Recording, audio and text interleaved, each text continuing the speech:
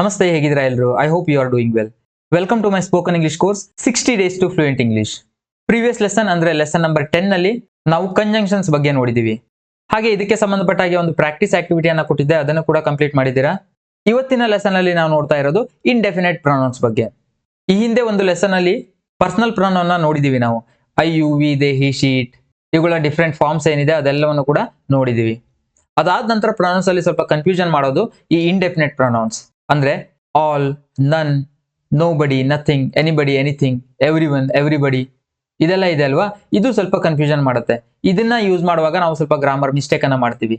So ಅದ್ರ ಬಗ್ಗೆ ಇವತ್ತಿನ ಲೆಸನ್ ಇರುತ್ತೆ. ಹಾಗಾದ್ರೆ ಇಂಡೆಫಿನೆಟ್ ಪ್ರೊನೌನ್ಸ್ ಅಂದ್ರೆ ಏನು? ಹೆಸರೇ ಹೇಳೋ ತರ ಇಂಡೆಫಿನೆಟ್. ಡೆಫಿನೆಟ್ ನ ಅಪೋಸಿಟ್ ಇದು. ನಿರ್ದಿಷ್ಟವಾಗಿರಲ್ಲ. ಆ ವ್ಯಕ್ತಿ ಯಾರು ಅಂತ ನಿರ್ದಿಷ್ಟವಾಗಿರಲ್ಲ, ಅಥವಾ ಆ ವಸ್ತು ಯಾವುದು ಅಂತ ನಿರ್ದಿಷ್ಟವಾಗಿರಲ್ಲ.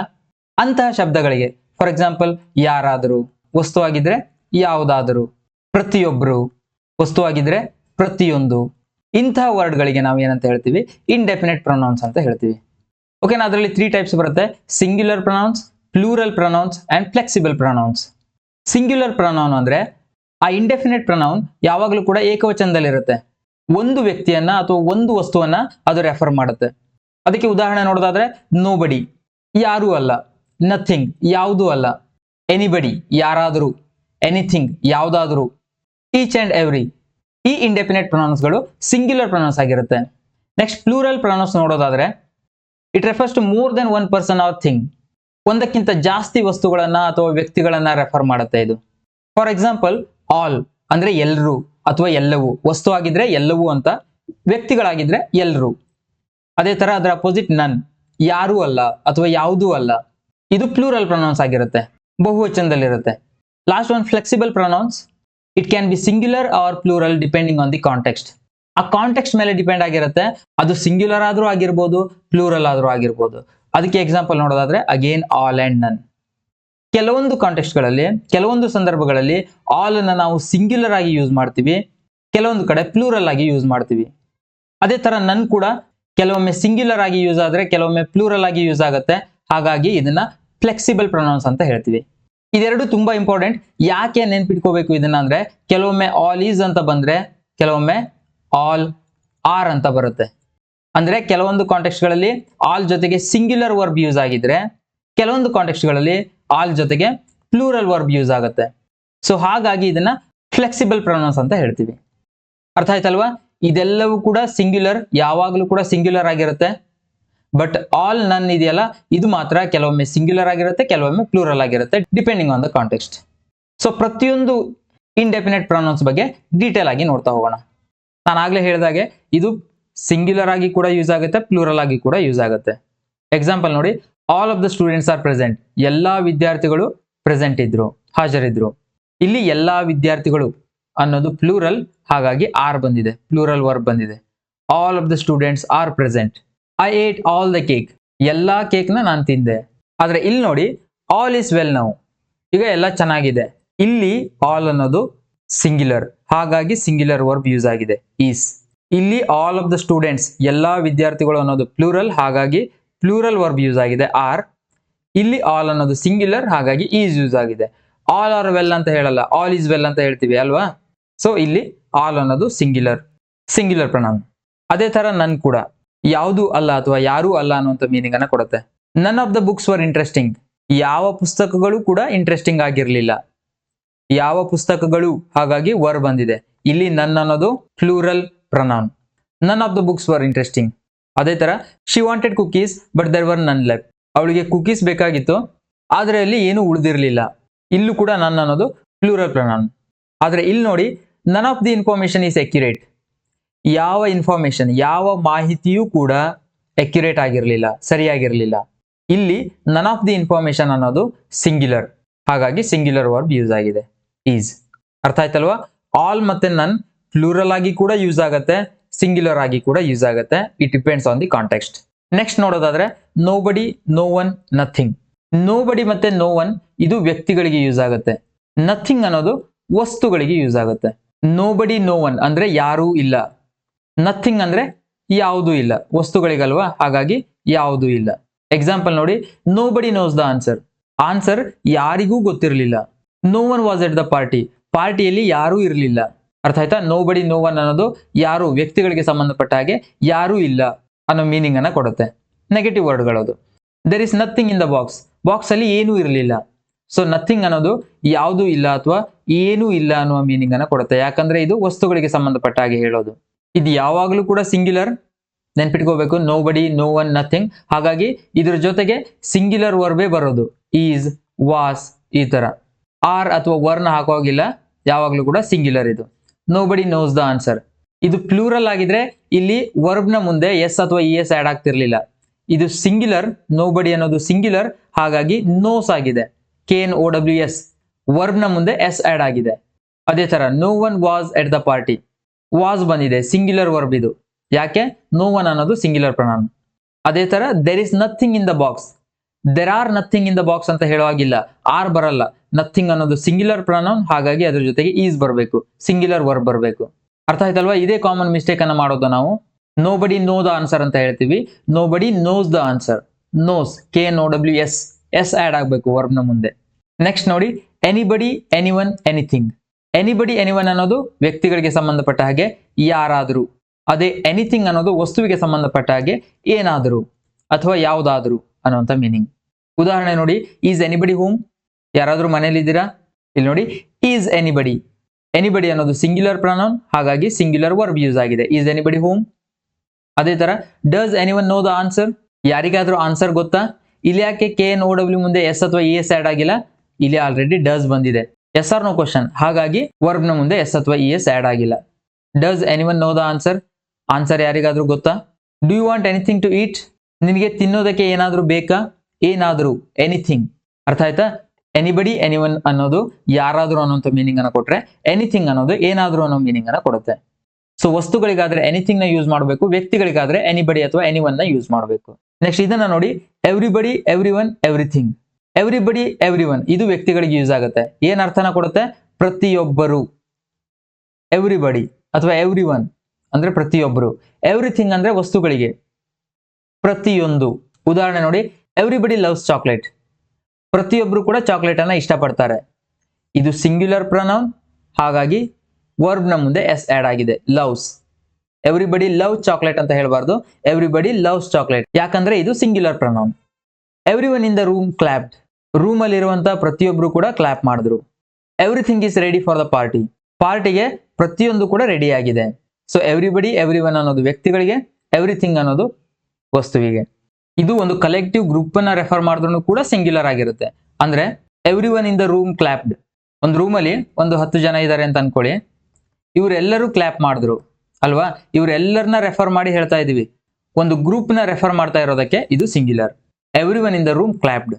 ಈ ರೂಮ್ ಅಲ್ಲಿ ಇರುವಂತಹ ಎಲ್ಲರೂ ಚಾಕ್ಲೇಟ್ ನ ಇಷ್ಟಪಡ್ತಾರೆ. ಇದನ್ನ ಹೇಗೆ ಹೇಳ್ಬೋದು? Everyone in the room loves chocolate. ಒಂದು ಕಲೆಕ್ಟಿವ್ ಗ್ರೂಪ್ ನ ರೆಫರ್ ಮಾಡ್ತಾ ಇರೋದಕ್ಕೆ ಅದು ಸಿಂಗ್ಯುಲರ್. ಅರ್ಥ ಆಯ್ತಾ? ಆಲ್ ಮತ್ತೆ ನನ್ನನ್ನ ಬಿಟ್ಟು ಉಳಿದಿದ್ದ ಎಲ್ಲಾ ಇಂಡೆಫಿನೆಟ್ ಪ್ರೊನೌನ್ಗಳು ಕೂಡ ಸಿಂಗ್ಯುಲರ್ ಆಗಿರುತ್ತೆ. Everybody, everyone, everything, anybody, anyone, anything, nobody, no one, nothing, ಇವೆಲ್ಲ ಕೂಡ ಸಿಂಗ್ಯುಲರ್ ಪ್ರೊನೌನ್ಗಳು. ನೆಕ್ಸ್ಟ್ ನೋಡಿ, ಎವ್ರಿ ಅಂಡ್ ಈಚ್ ಅಂದ್ರೆ ಪ್ರತಿಯೊಂದು ಅಥವಾ ಪ್ರತಿಯೊಬ್ಬರು ಅನ್ನುವಂಥ ಮೀನಿಂಗ್ ಅನ್ನ ಕೊಡುತ್ತೆ. It refers to individual members of a group. ಒಂದು ಕ್ಲಾಸ್ ಅಲ್ಲಿ ಒಂದು 10 ವಿದ್ಯಾರ್ಥಿಗಳಿದ್ರೆ ಅದರಲ್ಲಿರುವಂತಹ ಪ್ರತಿಯೊಬ್ಬ ವಿದ್ಯಾರ್ಥಿಯನ್ನ ರೆಫರ್ ಮಾಡೋದಕ್ಕೆ ಎವ್ರಿ ಅಥವಾ ಈಚ್ ಯೂಸ್ ಆಗುತ್ತೆ. ಎಕ್ಸಾಂಪಲ್ ನೋಡಿ, every student must submit their homework. ಪ್ರತಿಯೊಬ್ಬ ವಿದ್ಯಾರ್ಥಿಯು ಅವರ ಹೋಮ್ವರ್ಕ್ ಅನ್ನ ಸಬ್ಮಿಟ್ ಮಾಡಬೇಕು. ಆಕ್ಚುಲಿ ಇಲ್ಲಿ ಹಿಸ್ ಆರ್ ಹರ್ ಅಂತ ಬರಬೇಕು, ಹಿಸ್ ಆರ್ ಹರ್ ಹೋಮ್ವರ್ಕ್ ಅಂತ. ಬಟ್ ನಾವು ಕಾಮನ್ ಆಗಿ ಇದ್ರ ಬದಲು ದೇರ್ ನ ಯೂಸ್ ಮಾಡ್ತೀವಿ. Every student must submit their homework. ಪ್ರತಿಯೊಬ್ಬ ವಿದ್ಯಾರ್ಥಿಯು ಅವರ ಹೋಮ್ವರ್ಕ್ ಅನ್ನ ಸಬ್ಮಿಟ್ ಮಾಡಬೇಕು. Each of the books was carefully checked. ಪ್ರತಿಯೊಂದು ಪುಸ್ತಕವನ್ನ ಕೇರ್ಫುಲ್ ಆಗಿ ಚೆಕ್ ಮಾಡಲಾಯಿತು. ಇಲ್ಲಿ ನೋಡಿ, ಈಚ್ ಆಫ್ ದ ಬುಕ್ಸ್, ಆ ಪುಸ್ತಕಗಳಲ್ಲಿ ಪ್ರತಿಯೊಂದನ್ನು ಇಂಡಿವಿಜುವಲ್ ಆಗಿ ರೆಫರ್ ಮಾಡ್ತಾ ಇದೀವಿ, ಹಾಗಾಗಿ ವಾಸ್ ಬಂದಿದೆ. Each of the books was carefully checked. Each of the books var ಅಂತ ಹೇಳೋ ಹಾಗಿಲ್ಲ, ಫ್ಲೂರಲ್ ವರ್ಬ್ ನ ಬಳಸೋ ಹಾಗಿಲ್ಲ, ಸಿಂಗ್ಯುಲರ್ ವರ್ಬ್ ನ ಬಳಸಬೇಕು. Each of the books was carefully checked. ಅದೇ ಈ ಸೆಂಟೆನ್ಸ್ಗೆ ಈಚ್ ಅನ್ನು ಹಾಕಿದಾಗ ಏನಾಗುತ್ತೆ? ಈಚ್ ಆಫ್ ದ ಸ್ಟೂಡೆಂಟ್ಸ್ ಅಂತ ಆಗುತ್ತೆ. ಈಚ್ ಆಫ್ ದ ಸ್ಟೂಡೆಂಟ್ ಅಲ್ಲ, ಈಚ್ ಆಫ್ ದ ಸ್ಟೂಡೆಂಟ್ಸ್. ಅದೇ ಈ ಸೆಂಟೆನ್ಸ್ಗೆ ಎವ್ರಿ ಹಾಕಿದಾಗ every book was carefully checked. ಪ್ರತಿಯೊಂದು ಪುಸ್ತಕವನ್ನ ಕೇರ್ಫುಲ್ ಆಗಿ ಚೆಕ್ ಮಾಡಲಾಯಿತು. ಈಚ್ ಆಫ್ ದ ಅಂತ ಬಂದ್ರೆ ಆ ನೌನ್ ಏನಿದೆ ಅದು ಪ್ಲೂರಲ್ ಆಗಿರುತ್ತೆ, ಬುಕ್ಸ್, ಸ್ಟೂಡೆಂಟ್ಸ್ ಈ ತರ. ಬಟ್ ಅದರ ಮುಂದೆ ಸಿಂಗ್ಯುಲರ್ ವರ್ಬ್ ಅನ್ನೇ ಹಾಕಬೇಕು, ವಾಸ್ ಅಥವಾ ಈಸ್.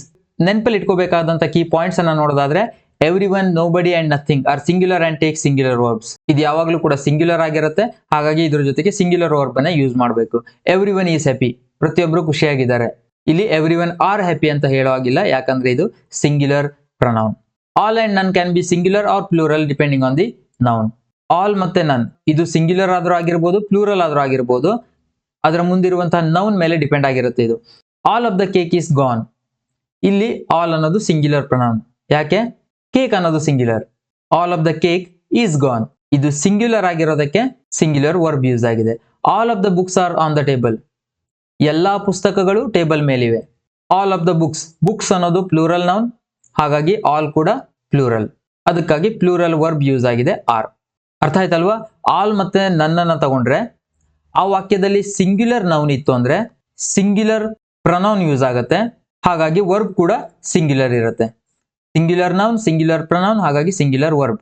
ಅದೇ ಆ ವಾಕ್ಯದಲ್ಲಿ ಏನಾದ್ರೂ ಪ್ಲೂರಲ್ ನೌನ್ ಇತ್ತು ಅಂದ್ರೆ ಪ್ಲೂರಲ್ ಪ್ರನೌನ್ ಬರುತ್ತೆ, ವರ್ಬ್ ಕೂಡ ಪ್ಲೂರಲ್ ಆಗಿರುತ್ತೆ. ನೆಕ್ಸ್ಟ್ ನೋಡಿ, ಡಬಲ್ ನೆಗೆಟಿವ್ ಮಾಡೋದನ್ನ ಅವಾಯ್ಡ್ ಮಾಡಬೇಕು. For example, I don't have nothing. ಇಲ್ಲಿ ನಥಿಂಗ್ ಅನ್ನೋದು ಕೂಡ ನೆಗೆಟಿವ್, ಡೋಂಟ್ ಅನ್ನೋದು ಕೂಡ ನೆಗೆಟಿವ್. ಸೊ ಹಾಗಾಗಿ ಡಬಲ್ ನೆಗೆಟಿವ್ಸ್ ಬರಬಾರದು. ಐ ಡೋಂಟ್ ಹ್ಯಾವ್ ಎನಿಥಿಂಗ್, ನನ್ನ ಹತ್ರ ಏನೂ ಇಲ್ಲ ಅನ್ನೋದು ಸರಿಯಾಗಿರುತ್ತೆ. ಹಾಗೆ ಎನಿಬಡಿ ಮತ್ತೆ ಎನಿಥಿಂಗ್ ನ ನಾವು ಕಾಮನ್ ಆಗಿ ಕ್ವಶನ್ಸ್ ಮಾಡುವಾಗ ಯೂಸ್ ಮಾಡ್ತೀವಿ. Did anybody call me? ಯಾರಾದ್ರೂ ನನಗೆ ಕಾಲ್ ಮಾಡಿದ್ರಾ? ಓಕೆನಾ, ಇದು ನೆನ್ಪಿಟ್ಕೊಳ್ಳಿ. ಎನಿಬಡಿ ಎನಿಥಿಂಗ್ ಅನ್ನೋದು ಕಾಮನ್ ಆಗಿ ಕ್ವಶನ್ಸ್ ಅನ್ನ ಮಾಡುವಾಗ ಯೂಸ್ ಆಗೋದು. ಇದರಲ್ಲಿ ಮಾಡುವಂತ ಕಾಮನ್ ಮಿಸ್ಟೇಕ್ಸ್ ಅನ್ನ ನೋಡೋದಾದ್ರೆ every one are happy. Already ಹೇಳಿದೆ ಅಲ್ವಾ ನಾನು, ಎವ್ರಿ ಒನ್ ಅನ್ನೋದು ಸಿಂಗ್ಯುಲರ್ ಅಂತ, ಹಾಗಾಗಿ ವರ್ಬ್ ನ ಪ್ಲೂರಲ್ ಹಾಕಿದ್ರೆ ಅದು ರಾಂಗ್. ಈಸ್ ಬರಬೇಕು. ಎವ್ರಿ ಒನ್ ಈಸ್ ಹ್ಯಾಪಿ, ಎಲ್ಲರೂ ಖುಷಿಯಾಗಿದ್ದಾರೆ. ಐ ಡೋಂಟ್ ವಾಂಟ್ ನಥಿಂಗ್, ಇಲ್ಲೂ ಕೂಡ ಡಬಲ್ ಆಗಿದೆ. ಡೋಂಟ್ ಅನ್ನೋದು ಕೂಡ ನೆಗೆಟಿವ್, ನಥಿಂಗ್ ಅನ್ನೋದು ಕೂಡ ನೆಗೆಟಿವ್, ಹಾಗಾಗಿ ಇದು ಕೂಡ ರಾಂಗ್. ಸರಿಯಾಗಿರೋದು ಯಾವುದು? ಐ ಡೋಂಟ್ ವಾಂಟ್ ಎನಿಥಿಂಗ್, ನನಗೇನು ಬೇಡ. ಓಕೆನಾ, ಇದೆರಡು ನಾವು ಮಾಡುವಂತ ಕಾಮನ್ ಮಿಸ್ಟೇಕ್ಸ್. ನೆಕ್ಸ್ಟ್ ಈ ಲೆಸನ್ಗೆ ಸಂಬಂಧಪಟ್ಟ ಹಾಗೆ ಒಂದು ಪ್ರಾಕ್ಟೀಸ್ ಆಕ್ಟಿವಿಟಿ ಇದೆ. ಮೊದಲು ಅದನ್ನ ಅರ್ಥ ಮಾಡಿಕೊಂಡು ಪ್ರಾಕ್ಟೀಸ್ ಮಾಡಿ ನೋಡ್ದೇನೆ ವಾಯ್ಸ್ ರೆಕಾರ್ಡ್ ಮಾಡಿ ಕಳಿಸ್ಬೇಕು. A day at the grocery store. Grocery store ಅಲ್ಲಿ ಒಂದು ದಿನ. Yesterday Radha and her mother went to the grocery store. ನಿನ್ನೆ ರಾಧಾ ಮತ್ತೆ ಅವಳ ತಾಯಿ ಒಂದು ಗ್ರಾಸರಿ ಸ್ಟೋರ್ಗೆ, ಕಿರಾಣಿ ಅಂಗಡಿಗೆ ಹೋಗಿದ್ರು. Radha asked, mom do we need anything for the house? Radha ಕೇಳ್ತಾಳೆ, ಅಮ್ಮ ನಮಗೆ ಮನೆಗೆ ಏನಾದ್ರೂ ಬೇಕಾ ಅಂತ. Her mother replied, yes we need everything for the week, let's make sure we don't forget anything. ಅವಳ ತಾಯಿ ಏನಂತ ರಿಪ್ಲೈ ಮಾಡ್ತಾರೆ? Yes we need everything for the week. ಈ ವೀಕ್ಗೆ ನಮಗೆ ಎಲ್ಲವೂ ಕೂಡ ಬೇಕು, ಯಾವುದನ್ನು ಕೂಡ ನಾವು ಮರೆಯಲ್ಲ ಅನ್ನೋದನ್ನ ಕನ್ಫರ್ಮ್ ಮಾಡ್ಕೊಳ್ಳೋಣ ಅಂತ ಅವ್ರ ತಾಯಿ ಅವಳಿಗೆ ಹೇಳ್ತಾರೆ. At the vegetable section they notice that nobody was around to help. Vegetable section ಅಲ್ಲಿ ಅಂದ್ರೆ ತರಕಾರಿ ಸೆಕ್ಷನ್ ಅಲ್ಲಿ ಅವ್ರು ಏನನ್ನ ನೋಟಿಸ್ ಮಾಡ್ತಾರೆ? Nobody was around to help, ಅಲ್ಲಿ ಹೆಲ್ಪ್ ಮಾಡೋದಕ್ಕೆ ಯಾರು ಇಲ್ಲ ಅನ್ನೋದನ್ನ ಗಮನಿಸ್ತಾರೆ. Radha said, is there anybody who can weigh these vegetables? Radha, ಇಲ್ಲಿ ತರಕಾರಿಗಳನ್ನ ವೇ ಮಾಡೋದಕ್ಕೆ ಯಾರಾದ್ರೂ ಇದೀರಾ ಅಂತ ಕೇಳ್ತಾರೆ. After waiting for a while a worker came to assist them. ಸ್ವಲ್ಪ ಹೊತ್ತು ವೇಟ್ ಮಾಡಿದ ನಂತರ ಅವರಿಗೆ ಹೆಲ್ಪ್ ಮಾಡೋದಕ್ಕೆ, ಅಸಿಸ್ಟ್ ಮಾಡೋದಕ್ಕೆ ಒಬ್ಬ ವರ್ಕರ್ ಬರ್ತಾನೆ. They bought tomatoes, onions and potatoes. ಅವರು ಟೊಮ್ಯಾಟೋನ, ಈರುಳ್ಳಿನ ಹಾಗೆ ಆಲೂಗಡ್ಡೆನ ತಗೋತಾರೆ. We should check every item carefully before buying, her mother reminded her. ನಾವು ಬೈ ಮಾಡೋದಕ್ಕೆ ಮುಂಚೆ ಪ್ರತಿಯೊಂದು ಐಟಮ್ ಅನ್ನ ಸರಿಯಾಗಿ ಚೆಕ್ ಮಾಡಬೇಕು ಅಂತ ಅವಳ ತಾಯಿ ಅವಳಿಗೆ ನೆನಪಿಸ್ತಾರೆ. When they move to the snacks section Radha wanted to buy chips and cookies. ಅವರು ಸ್ನಾಕ್ಸ್ ಸೆಕ್ಷನ್ಗೆ ಹೋದಾಗ ರಾಧಾ ಚಿಪ್ಸ್ ಮತ್ತೆ ಕುಕೀಸ್ ಅನ್ನ ತಗೋಬೇಕು ಅಂತ ಅನ್ಕೋತಾಳೆ. Her mother said, you can't take everything Radha, choose wisely. ಅವ್ರ ತಾಯಿ ಏನ್ ಹೇಳ್ತಾರೆ? ನೀನ್ ಎಲ್ಲವನ್ನ ತಗೊಳ್ಳೋದಕ್ಕಾಗಲ್ಲ, ಹುಷಾರಾಗಿ ಚೂಸ್ ಮಾಡು ಅಂತ. Radha picked chips and chocolate. Radha chips ಮತ್ತೆ ಚಾಕ್ಲೇಟ್ ಅನ್ನ ಎತ್ಕೋತಾಳೆ. I hope everyone at home likes this, she said. ಮನೆಯಲ್ಲಿರುವಂತಹ ಪ್ರತಿಯೊಬ್ರು ಕೂಡ ಇದನ್ನ ಇಷ್ಟಪಡ್ತಾರೆ ಅಂತ ಅವಳು ಹೇಳ್ತಾಳೆ. They then reached the dairy section but none of the milk cartons were fresh. ಅವರು ನೆಕ್ಸ್ಟ್ ಡೈರಿ ಸೆಕ್ಷನ್ಗೆ ಹೋಗ್ತಾರೆ, ಅಂದ್ರೆ ಮಿಲ್ಕ್ ಪ್ರಾಡಕ್ಟ್ಸ್ ಇರುತ್ತಲ್ಲ ಅಲ್ಲಿ ಯಾವುದೇ ಮಿಲ್ಕ್ ಕಾರ್ಟನ್ಸ್ ಕೂಡ ಫ್ರೆಶ್ ಇರಲಿಲ್ಲ. Radha's mother said, we will leave this, I won't buy anything that is not fresh. ರಾಧಾಳ ತಾಯಿ ಏನ್ ಹೇಳ್ತಾರೆ? ನಾವ್ ಇದನ್ನ ಇಲ್ಲೇ ಬಿಟ್ಬಿಡೋಣ, ಅಂದ್ರೆ ಮಿಲ್ಕ್ ಪ್ರಾಡಕ್ಟ್ಸ್ ಅನ್ನ ತಗೊಳ್ಳೋದು ಬೇಡ. I won't buy anything that is not fresh. ಯಾವುದು ಫ್ರೆಶ್ ಇಲ್ವೋ ಅದನ್ನ ನಾನು ಬೈ ಮಾಡಲ್ಲ ಅಂತ ಅವ್ರು ಹೇಳ್ತಾರೆ. At the billing counter everybody seem to be in a rush. ಆ ಬಿಲ್ಲಿಂಗ್ ಕೌಂಟರ್ ಅಲ್ಲಿ ಪ್ರತಿಯೊಬ್ರು ಕೂಡ ಅರ್ಜೆಂಟ್ ಅಲ್ಲಿ ಇರೋ ತರ ಕಾಣಿಸ್ತಾ ಇತ್ತು. Radha looked at the line and said, it feels like every person in the city is here today. ಈ ಸಿಟಿಯಲ್ಲಿ ಇರುವಂತಹ ಪ್ರತಿಯೊಬ್ರು ಕೂಡ ಇವತ್ತು ಇಲ್ಲೇ ಇದ್ದಾರೆ ಅಂತ ನನ್ಗೆ ಅನಿಸ್ತಿದೆ ಅಂತ ಹೇಳ್ತಾಳೆ ಆ ಲೈನ್ ಅನ್ನ ನೋಡಿ. They waited patiently. ಅವರಲ್ಲಿ ತಾಳ್ಮೆಯಿಂದ ವೇಟ್ ಮಾಡ್ತಾರೆ. And when their turn came they checked each item before paying. ಅವರ ಸರ್ತಿ ಬಂದಾಗ, ಅವರ ಟರ್ನ್ ಬಂದಾಗ ಪೇ ಮಾಡೋದಕ್ಕೆ ಮುಂಚೆ ಪ್ರತಿಯೊಂದು ಐಟಮ್ ಅನ್ನು ಕೂಡ ಚೆಕ್ ಮಾಡ್ತಾರೆ. On their way home Radha asked, mom do you think we got everything we need? ಮನೆಗೆ ಬರುವಾಗ ದಾರಿಯಲ್ಲಿ ರಾಧಾ ಕೇಳ್ತಾಳೆ, ನಮ್ಗೇನ್ ಬೇಕೋ ಎಲ್ಲವನ್ನ ನಾವು ತಗೊಂಡ್ವಿ ಅಂತ ನಿನ್ಗನ್ಸುತ್ತಾ ಅಂತ ಅಮ್ಮನ ಹತ್ರ ಕೇಳ್ತಾಳೆ.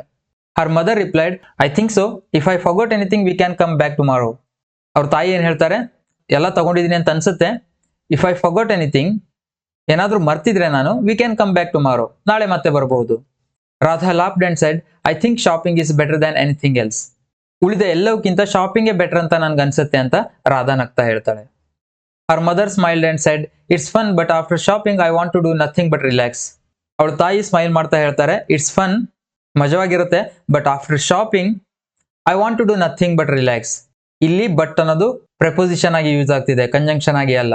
ಶಾಪಿಂಗ್ ಮಾಡಿದ ನಂತರ ರಿಲ್ಯಾಕ್ಸ್ ಮಾಡೋದನ್ನ ಬಿಟ್ಟು, ವಿಶ್ರಾಂತಿ ತಗೊಳ್ಳೋದನ್ನ ಬಿಟ್ಟು ಬೇರೇನು ಮಾಡಬಾರ್ದು ಅಂತ ನನ್ಗನ್ಸುತ್ತೆ ಅಂತ ಅವಳ ತಾಯಿ ಹೇಳ್ತಾರೆ. ಸೊ ನೀವು ಇಲ್ಲಿ ಅಬ್ಸರ್ವ್ ಮಾಡ್ಬೋದು ಎಷ್ಟೊಂದು ಇಂಡೆಫಿನೆಟ್ ಪ್ರೊನೌನ್ಸ್ ಯೂಸ್ ಆಗಿದೆ.